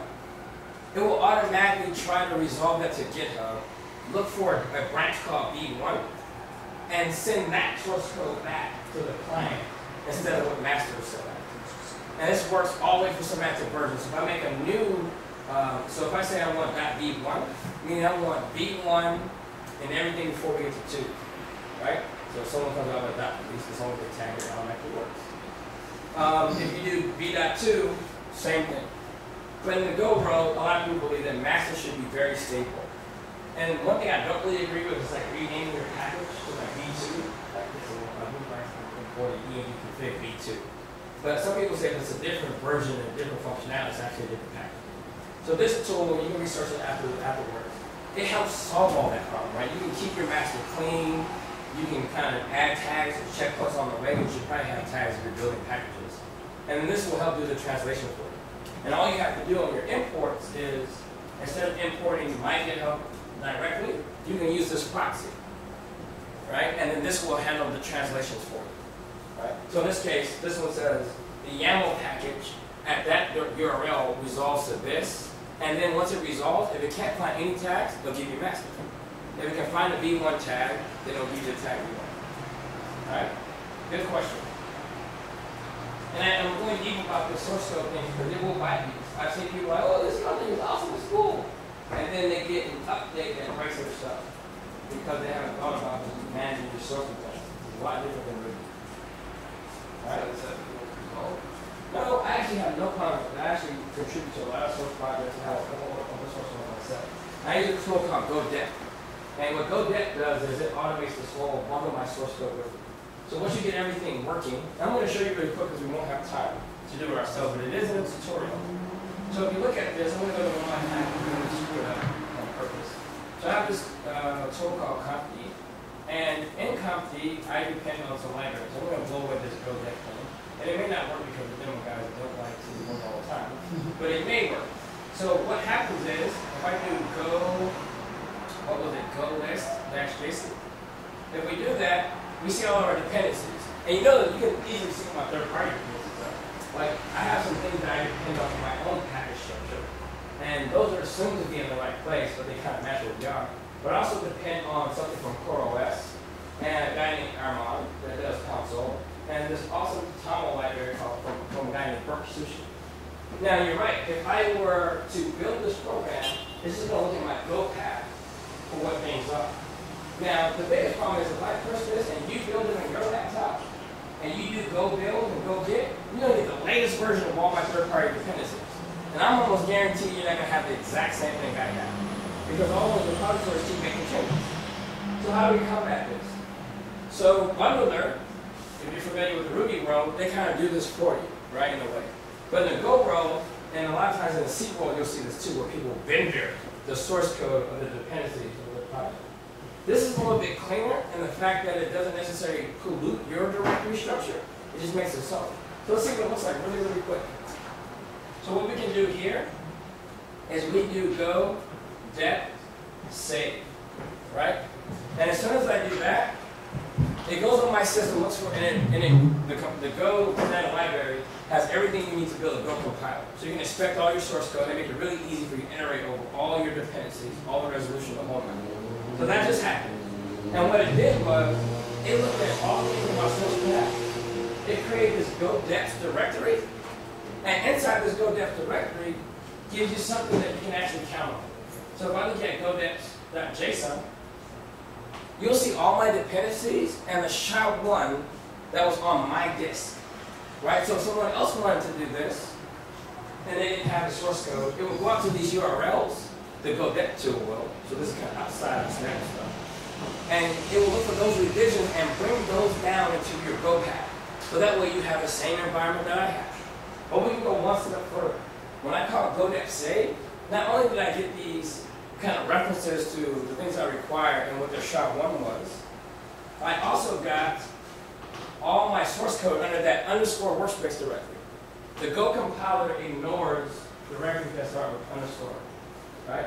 So it won't ever look at those as valid source files. But inside there, I'm going to run a tree command real quick. These are basically all the packages I depend on, all of their source code, and that point in time at that repository. And in my project, I commit the source code along with my file. So if all my dependencies disappear off the internet, I still have my source code at that checkpoint. But once you do this, you have to start prefixing things with the go build command. And we talked about how important this go path thing was, right? The reason why it's important, it works just like the Unix path. I can append other go paths in front of it. So you can imagine what GoDep does. It takes that workspace directory and puts it in front. So when you go to resolve dependencies, you get the things that were bundled with the application and then you end up with reproducible builds. It's always going to build this one, right? So if I do go dep, So isn't that revision ID? Isn't that a similar version? you can say, but it's not actually correct, right? I'm just saying these are the source files at this point in time that build my program. You can call them whatever you want, their versions, whatever. You can force it to keep using that. That can go dep does. So now that everything's checked into my go dep Which is directory. what you're doing. You're essentially versioning. You're saying, okay, I want to stick with that. If you put just a 1 in that revision field, that's essentially. But a proper term where everyone agrees on it sounds like a vendor. I'm taking someone else's stuff, stuffing it in with mine, and you live side by side with me. You're free to go away. And we don't really know what version So it is. it's like a library. You're sticking to that. It's almost like you don't have the source code, essentially, because you're sticking to that. Oh, I actually do have a source code. So Okay, you do, but what I'm saying is, the old ways, you just got the library from a vendor. Now you're able to go one step further, but you can also lock into that specific. the reason why I don't say version is because no one has any version. Like, if you think about version, you're going to be very upset. It's a version on your machine. Because he doesn't know about that revision ID, does he? That REV value, that doesn't come from anybody else other than your own machine. No, it comes from Git. So that's a revision number from Git. So when you do your commits, you get that commit history, all I'm doing is taking that commit history. So that is a commit ID? Yep, everybody else can have the same value. So the SHA there is a commit ID? It's a commit ID from Git. And if it was a material, they'll discover that as a material and use a material commit ID. So it is the same across the globe of people using Git. So if I use your company project in my project, and we're both using that same versus sheet guys stuff, but I have a different version than yours. Your company still uses what's in your GoDeps file. So let's talk about when you use GoDep. If you're a library producer, don't try to pin your dependencies. You can't necessarily be responsible for resolving them correctly. You're just one of many dependencies. And this is where it gets really, really sticky. Now, comp is an actual binary command line executable tool. So I'm the end game. It's up to me to say what my dependencies are. But think about it. I download my dependencies and it doesn't work. I'm going to resolve my conflicts however I want. And it gets good on my machine. I'm going to do GoDep save. Right? It doesn't matter how I sort it. I may have to submit a patch upstream. I have to do that a couple of times. They fix it. I pull it. And now I have everything just right. GoDep save. Now I have all the source code required to build my project. For you, in my build instructor, I would say, clone my repository. And you don't necessarily need to do go git because I have everything. And all you have to do now going forward is call. So let's see what GoDep does. So GoDep has a path command. And if you look at that path, you'll see that it looks like GoDep _ workshop. Right? That is the path that's going to append prefix into the actual Go path. So that these libraries get picked up first, not what's actually installed on my machine. So if I do things like, But only for your path, right? only for my build, so there's one build, just like, in Unix you can just say, set Go path to this or this one run only. Don't export it because I don't want it to affect my whole environment. So what GoDep actually does is when you say GoDep, Go build, it just prefixes that in front of everything so that you use your path. Some people like to just say, you know what, take the Go path and append it themselves. Like when they CD into a directory, it automatically just puts that in front, and then they can just use the regular Go prefix. So if I want to do reproducible builds, I just do GoDep, Go build, dot. Oh, I'm in the wrong directory. The convention didn't work there because I was not in the right place. And now I'm doing my build, only using the things in that area. And all it does is a simple little shim to put that path in front. And nobody would ever use your company project. Well, I can't, right? Okay. Because I'm main. You can't import my main into your main. Yeah, but I want to see if I understand something. Let's say I bring in 5 different programs from 5 different developers, and each of them has got their own source tree that they're brought in, okay? Now, that's all sitting in my Go directory. Yep. Now, if my Go directory itself is a Git repo, Okay. yeah. Could, but it's a good story. I guess the question I've got here is, if everything was under one all those different packages if they have the same hash keys. I'm going to follow you on Twitter and see how much you cuss in the next 2 weeks. So if you go that route, you're going to make it really, really painful. Okay. Because in Go's world, that directory structure is one-to-one to a package. Period. Think of it like in Java, a class. In Ruby, a module. Right? In Python, another class. In Go's world, that directory is one package. And if you separate them all into their own little worlds, you can easily share by just importing that path. Now you're right. You could verse control your whole thing and have like all these get with all these orders. But it gets messy real fast. Would you think that each package would be its own repo then? So you don't have to, and I'll give you links at the end of how you structure your thing. So it actually has some SOA applications where I have my web has a different directory structure. In the same repository, the API has its own directory structure. And they coexist in the same thing, so I can keep them kind of version lockstep. But they're all independent Go programs. So you have to actually CD into the directory and do Go build. If you want to build a website, you have to go into the directory and do Go build. Now handle that in CI. So what if one of your dependencies have some issue, right? And then someone just fix this issue and put like new version on GitHub. Yep. So all you need to do is just go get this repository Go and get then go dev save. What? Yes, that is the workflow. So if you go to the GoDev page, it'll tell you the workflow. It's like, all right, you got all your stuff saved. You see a new bug that has fixed. Outside of GoDev, you just like go get -u, that name of that package. It'll get all updated. You run all your unit tests. When you like what you see, you just do GoDev save again. And the nice thing about it being checked in with your code, if you do your git diff, you'll see all the files that have changed in your dependency. So that looks right. I only meant to update that one thing. So now it's updated, and you can check it out anyway. But that is the workflow, right? Good questions, by the way, because actually, these are the things that trip you up most of the time. Like most of the stuff that we're going through, you can probably find out on just going through some tutorials online. But these are the questions that take people a while to discover. It's like, wow, how do I manage this source code? So hopefully you guys find this useful about how, like GoDev is a lifesaver. And GoDev is becoming kind of the standard. Like you want to build a Go project on Heroku. Heroku has build packs. If it detects a GoDev directory, it will automatically do your builds from your GoDev directory. That should be required in the Go build packs. So then your stuff automatically build and deploy. All right, so where are we? So the CSV, the JSON package, we're basically importing two encoding libraries, CSV, and one is JSON. I have one function called convert. And all it does is take in an IO reader, and if you can't tell already, an IO reader is an interface just like Kingdom, right? You can probably guess what a reader would be.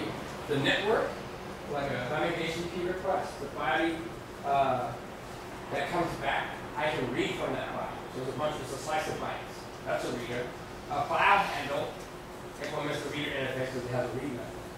Anytime you see things like IO reader, again, you go to the Go documentation, read it because they actually do, above a fantastic job on their documentation. They tell you why they did it this way. They give you a lot of reasons of what RFCs they implement, that sort of thing.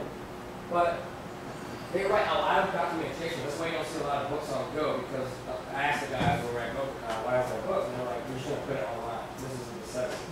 Just put it online so everyone can. And the reader is an interface. Anything that has a read method that returns the number of things that it read out and gave out, and an error. There's an error to read it. And it just takes in a list of bytes. So if you want to read something, a file, you basically give it a slice of bytes, and it will fill it up with data for you. Right? So that flexibility makes it really easy, especially from a library. When you write library code, I could easily say convert has to be a file. os.file is the thing that I require. Then people got to give me files. And I can't reuse this if I want to do things like with the HTTP web server. So in a tutorial, we may not have time to get to it. We take the same library and we use it to build a web service where you can upload some binary data, right? So I have a question regarding the interface. So you had one function there. Say an interface has 5 methods. So I have to implement all the methods? Or If you want to satisfy that interface, yes. But you can satisfy multiple interfaces. So let's say you have 3 interfaces. One requires read. There's an interface called read writer. You have to have read and write method. One that's called a writer. So if you implement both, you satisfy all 3. Right? Let's say there's another one that needs 4 methods, and you don't satisfy all of them. Your code won't compile if you try to take that object and push it to a function that requires it. It will tell that compile time that, oh, no, you're missing one of the methods. Right? So it gives you some type safety. So all you have to do is implement one of the methods and return the same thing that the spec does. You can actually lie. It's really good for unit testing. So if I want to test this convert thing, I can make my own little fake reader thing that just has the same signature, and I can just pass that in the spec, right? So I'm going to go through this real quick. I'm getting low on time, really low on time. All I'm doing here is making a map. This is new. So in Go, if you want to have a dictionary, or you might use some magic, call them different things, like hash and Ruby, dictionary, icon, that sort of thing. We got to allocate memory. So behind the scenes for a lot of the data structures that you see in Go, you're actually working with a collection of things. They look like structs. So in the case of this map, there may be a pointer to some underlying storage that handles this key value pair method. Here, this is a slice of maps. So the only thing I can put in this collection is maps. And these maps are type specific. The keys can only be strings in this case. And the values can only be strings. Very explicit. You can't just go and put, food equals 2, and then bar equals name string. It doesn't work. You only get one thing, it's typeset. Now you can do things like, well, the key can be anything, so then use that empty interface we saw earlier. You're like, I don't care about typeset. I just want to be notable, anything, anywhere.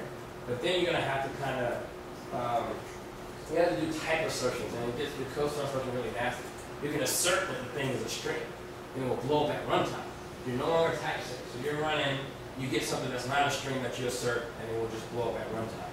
That's pretty nasty. But it doesn't really prohibit you too much. So what is the second parameter, 0? 0 is, since this is a slice, I want to start with no slices in it. So every slice has a vacuum array behind it. So we'll say that this slice, so an array you can't grow, right? In actually no language can you grow an array after it's been set up. You said there's 3 items in the array, you're finished. It can only ever be 3 items big. There's no way to do anything with that. Very limited. So Go introduces the slice construct, and what the slice does is it will have an interface, or have an array behind it. It also has some other things in it too, like when you look at a slice, and there's good docs online.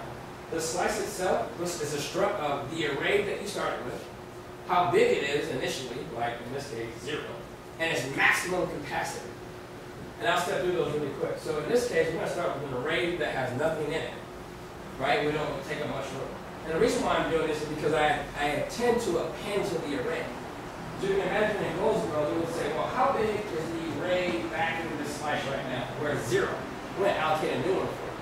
I'm going to give it room big enough to hold the thing you want to add. And then we'll start observing, it's like, wow, man, you just put one thing in here. My guess is you're going to probably be putting more. So it's up to me to say, no, I'm going to pre-allocate one of the whole 4 things. And then I cut down on my allocations, right? But the idea here is that I'm setting up with 0 because I only want to append to it. And I don't want to waste memory by saying, let's just set it up for 100 items. Now I'm wasting memory. So I set it up with 0, and I'm okay with paying the cost of allocating another slot for copying an array to a bigger piece of memory to grow it over time. But the slice has that. It adds based on, so if you're at like 50 and you're still going, it's going to say, well, you know what, let's just do 100 because this allocation is not being expensive. That's something you don't really think about, right? Go compiles down to machine code, right?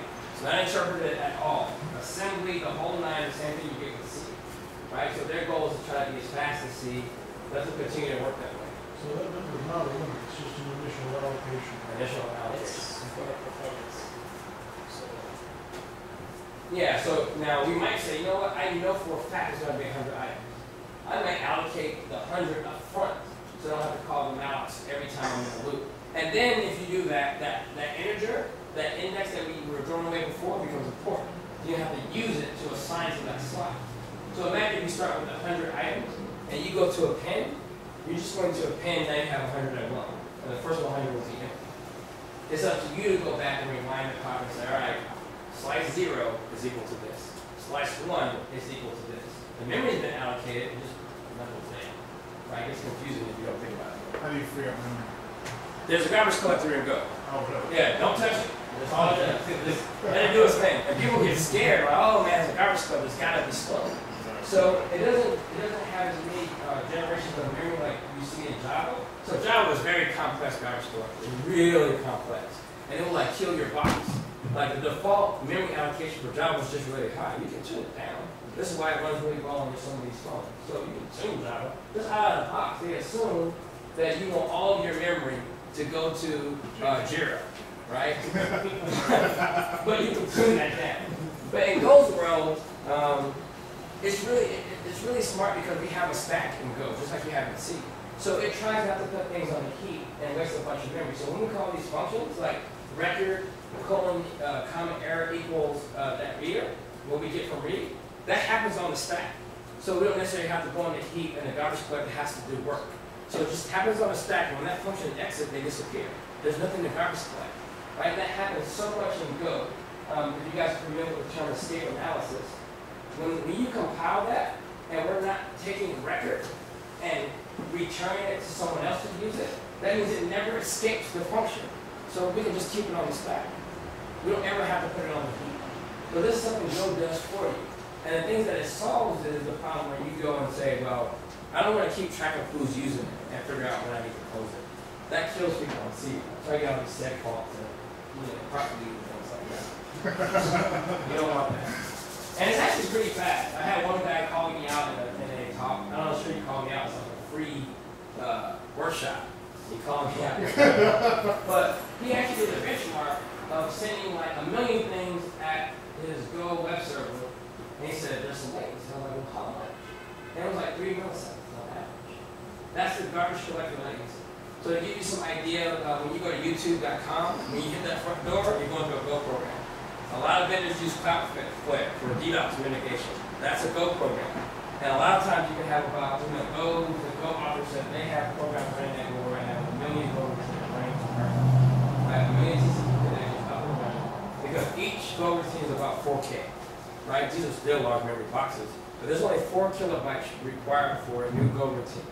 So a Go routine is kind of like a greenlet in Ruby's world. We're not copying the whole thread around in the whole environment. So keep that in mind. They're not that expensive, so don't try to be too big and worry about saving too much. So we talk about the map that we're allocating there. Man, we're running out of time. This is a 6-hour thing, and we're trying to do it too. So we may not get very far. What this program does is it takes a CSV file and turns it into JSON. So we take some columns, and you have to give me the columns that you want, and you give me a file that holds CSV data. And my goal is to take that reader, read it into the CSV package. Now I have a CSV reader. The next line I'm doing there is trimming the leading space, so people have comma, space, comma. I get rid of that so it's nice and clean, and I do an infinite loop over each record, each line in the CSV file, and I produce a record. And then I'm checking, is there in the file? That's not necessarily an error, more of a signal that there's no more data, I can stop. And then I also check for errors. Maybe there's corrupted, maybe it's not even CSV data, maybe it's I check my errors right there at the call site. So you don't have to try to debug this code and go all the way to the bottom and say someone doing a big try catch or some random exception. You handle it at the call site. It's your job to do something with it. You're going to see that everywhere you look and go. And then here, I wish I could draw this out for you guys, and usually I do, but what we're doing here is we're saying for each row that we get from that CSV file, we're going to make a JSON object. We're going to turn each column and each slot in your CSV into a key value pair system. Right? And you're going to see this when we run it. So for each column that someone passes me in, if you guys have seen the CSV file, there can be n number of comma things in there. But what I'm saying is, like, I don't really care if you give me 5 things that represents the headers. I'm going to say that those are my key value pairs. So you can imagine name, age, location. And I'll take the first 3 things in the CSV file and just map them 1 to 1. And I keep building these JSON objects, right, to look at my CSV. I'm going to run it really quick. And here I'm basically taking each of those and appending them to a row. So for each line, I'm going to turn it into a JSON object. Let me run it really quick so you can kind of see what's going on here.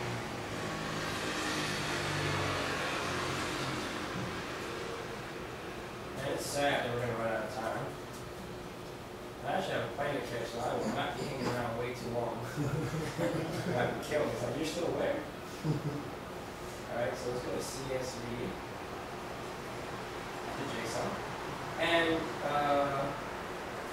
I don't actually have a CSV file here because this is not something I can actually run. This is just a library that does it. So So of course, if you want to make sure your library is good, you're going to write a test for it.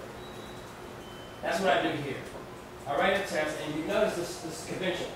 The package name, underscore test. The underscore test is the Go test tool that's built into the Go binary. Know that that's a unit test, and then we'll run it. We just call Go test, and we'll find them and run them for you. And we look at that really quick. I'm like, walk through Package it. name or the file name?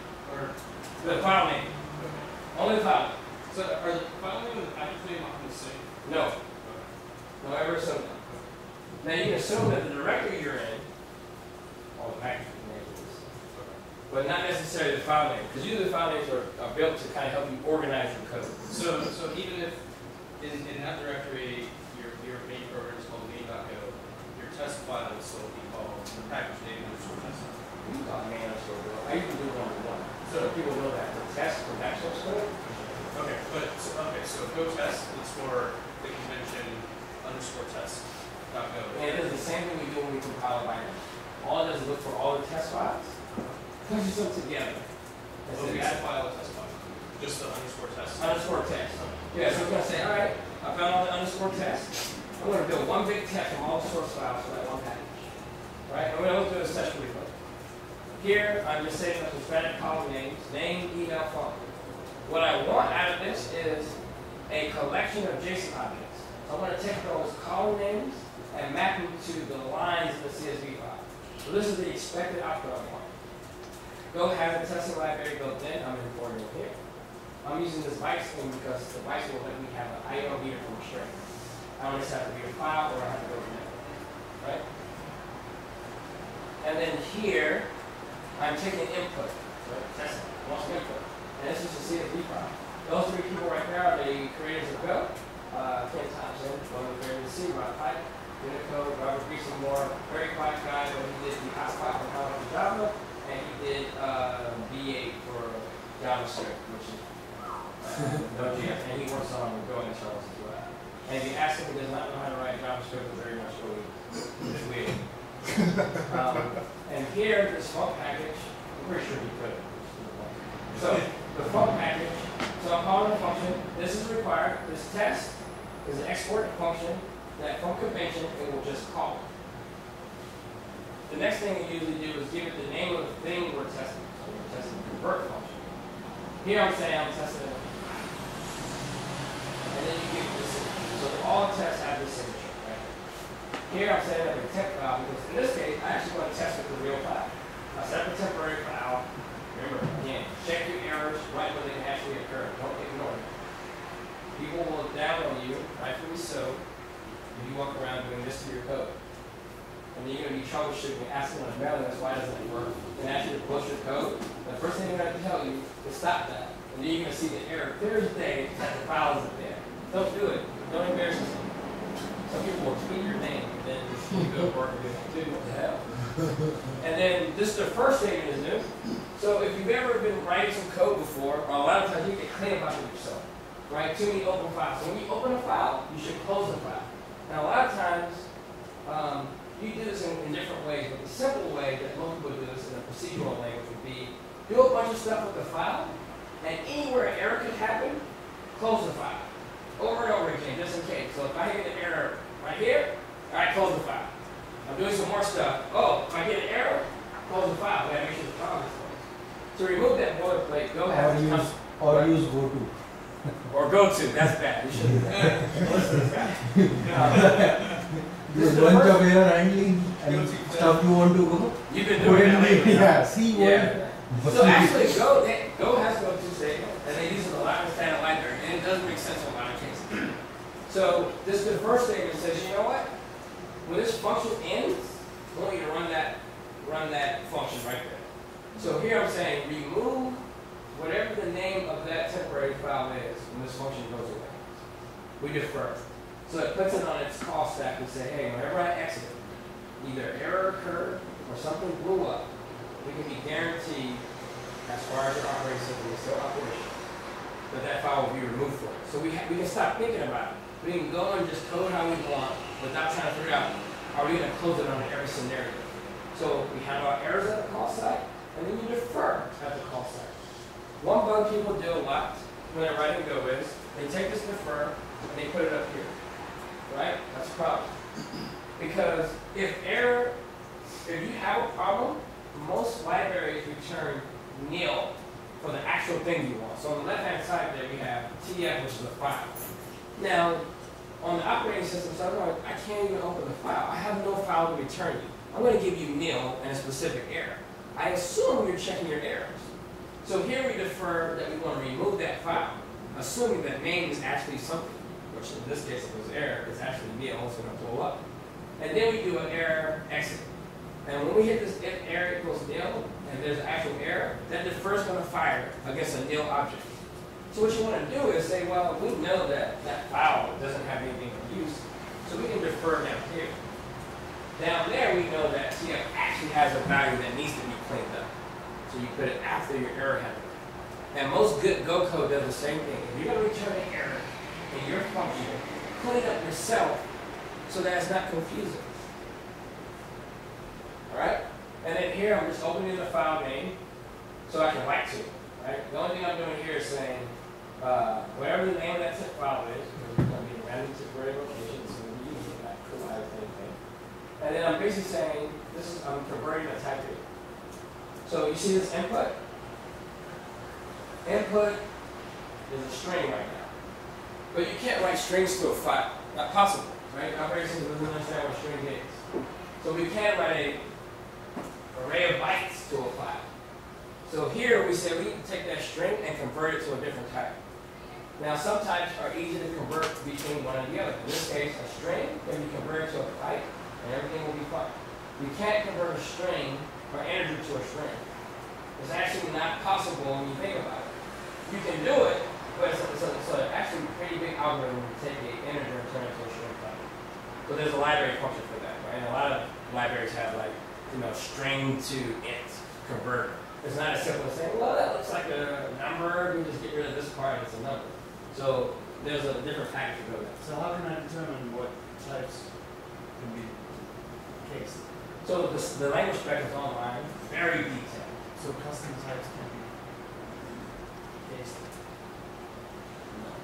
No. This is something where any order function is small, specified and takes on. Well, you actually can do it, but it's complex. Because what happens in there is that function call, so that's a reserved word that everyone has, a reserved function. It's actually a reserved function. They just made it the same name as the actual type.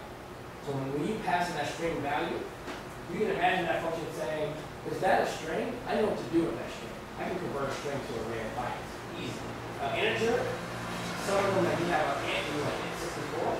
Well, int smaller than 64, you have enough memory to fit that. Sure, I can do it. I can't take an int 64 and turn it into an integer. Well, you can truncate it, but then that's how missiles miss their target. Right? So you got to be careful with some of that stuff, right? You don't want to lose data. So they don't do something like allow you to define your custom type, and then if you implement several functions on your custom type, then you can enter custom type. I've never had to do that.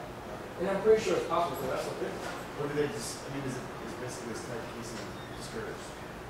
Yeah, you don't necessarily, I never really ever had to do it with my custom types. Because when you think about your custom type, all it is just the same standard types, right?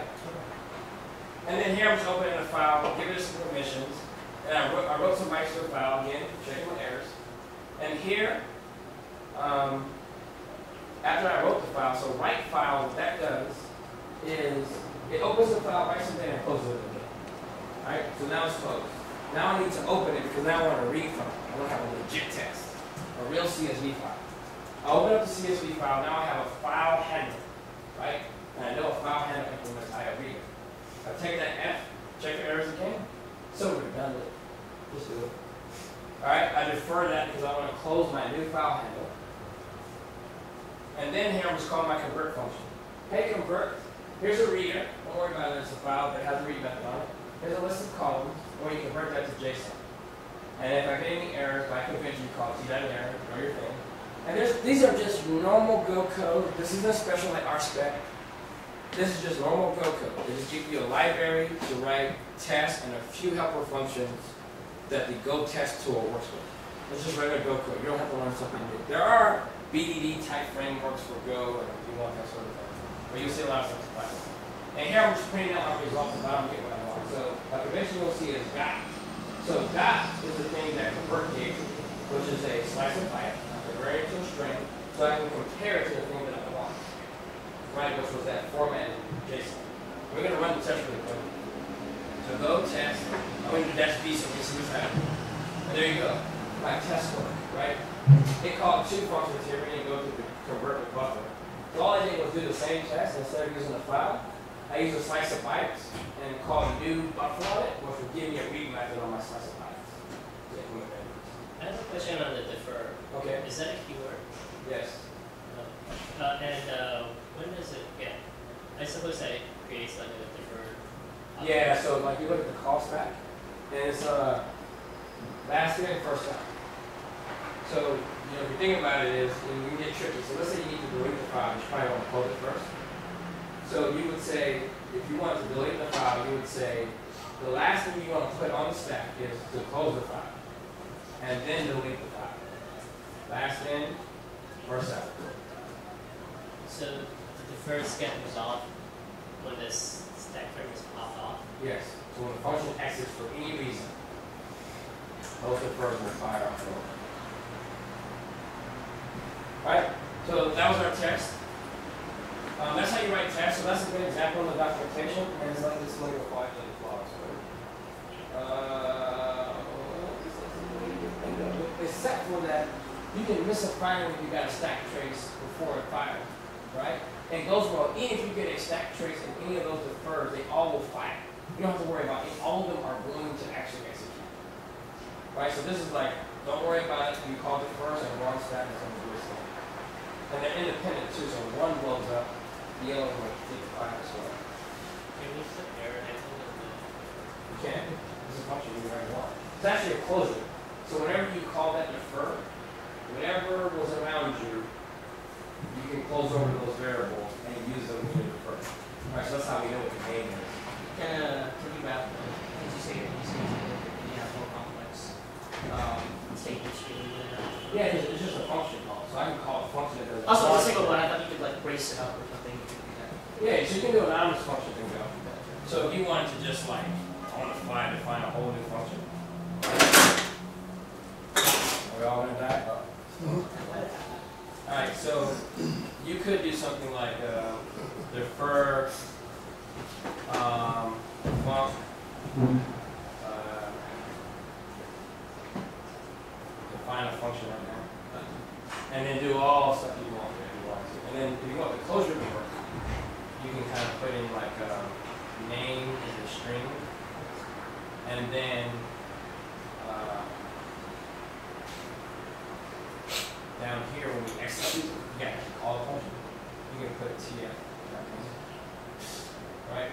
So you're calling your anonymous function and then you're calling the function, but you're going to defer that exactly. So you can get pretty complex. Can you, instead of like doing that iffy, no function expression, can you do like just the closure of like TF name inside it or that's it? Since you're saying it's a closure. No. Oh, we won't have Oh, that. no, yes, yes. Oh, So okay. if I come down here, Yeah, yeah, like name string, like just Yeah. TF dot name, so that's totally work. gotcha, thank you.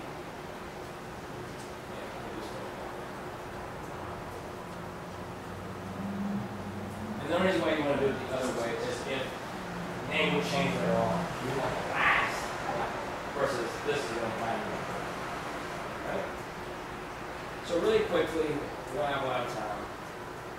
That's unit test. You guys have the documentation. The only thing we're going to do now is like use our library. So the next thing in the examples is build a command line tool. So usually when you write libraries, you're going to want to use them. So in this case, same thing again, we create this thing called JSON CLI.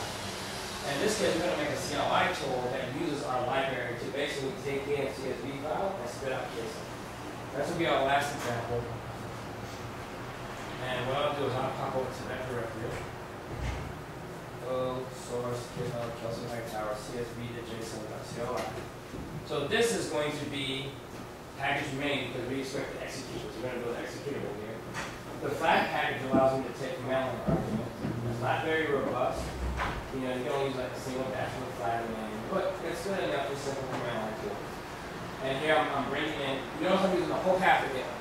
even though I know it's right there, don't use relative path, use the exact path starting from that source directory. So same thing you can get on GitHub, same thing that where it is on my disk. And then here I'm defining like the end file. And the reason why I'm doing the end file here is because I plan to take command line arguments of where the CSV file is coming from and use it. Here I'm hard coding a column because I don't want to define another flag. This init function is when you run that binary composite, this is the actual initialization part. And the init function is really useful because in Go, for example, when you're working with a database, a lot of packages you will import only for side effects, only for them to register themselves. So in this case, if we were dealing with a database, let's say Postgres, I would do an import here and use that underscore to say I don't really want you to pull that package to my namespace, so I can call it Postgres.do something. You don't do that. In Go, they have a SQL library, database SQL, and all it needs is a driver. So when you do an import and you just ignore the import, it has an init function in there that will register its name. So hey, I am a Postgres driver, and here's all of my methods to do stuff underneath the covers to the interface that database SQL wants. So this init allows you to kind of do some setup work before you kind of launch and get going. In this case, we don't want to define a bunch of command line flags. You may also do things like connect to the database, those sort of things. And then here I say flag.parse, which parses all my command line arguments. And basically, in this case, I'm saying anything dash in file with a default value of nothing, that's the help output. And I want you to store the results that they pass in into this variable. And that can use it. And really quickly, this kind of similar to some things we were doing earlier. We're just going to compile this. Go build that. Now I have this command line tool, CLI. And then I should be able to point it to this CSV file. So I have a CSV file like this. You can do this when you get home. And you should just be able to call CSV to JSON, in my case, I'm going to call it .CLI. And it converts my CSV to JSON file. For each line in my CSV file, it does this. So when you go home, if you want to complete this, everything is copy and paste. You just put everything in the right place. So this is the CLI version. There's also an HTTP API where you build a web, Go has a really robust web service. So all the services I talked about when you go in production, they don't have Nginx or Apache in front of the Go binary. The web server that's built into Go is built for like 100,000 connections concurrently. So most people don't end up putting things in there. It also supports SSL. So if you want to have it serve SSL traffic, it will. Things that you got to add to the mix are like rate limiting, but there's a bunch of like HTTP handlers that you do that sort of thing. But this will get you started, so you can take the same CSV library, build a web server on top, and all the instructions are there, and then you can do like curl, post in a CSV file, and it will return an HTTP response, JSON, right? So, sorry we're out of time, but we pushed a lot into 2 hours. Hopefully this was helpful for you. If you have questions, you can hit me on Twitter. I'm at Kelsey Hightower on Twitter. I'm very responsive. Or you can hit me on email. I'm there as well. So hopefully this will show us to get started. That's good.